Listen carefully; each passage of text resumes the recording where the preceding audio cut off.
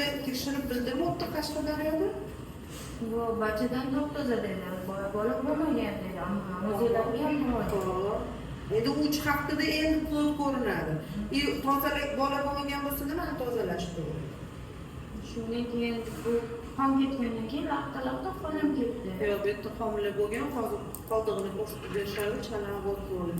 Xo'p, endi nima uchun kichkina surukda homila tushadi? Birinchi o'rinda demak infeksiyalar. Jinsiy yo'ldan yuqadigan ushbu tekshirib qo'yasizlar. Keyingi o'rinda qon guruhi bilan bog'liq muammo bo'lishi mumkin, rezuslar. Qon guruhi emas, rezus bilan bog'liq. Yana bitta sababi bu nasliy, genetik moyillik. O'sha ham kiradi bu narsaga. Yani qarindoshmaslar bilan. Yana bitta sababi bu qon quyusi yo'qligi bilan bog'liq holat. Kichkina so'rovlarda ayniqsa AFS sindromi degan holatlar bo'lishi mumkin. Ayol boshqa payt so'qqa so'raydi, homilador bo'lishi bilan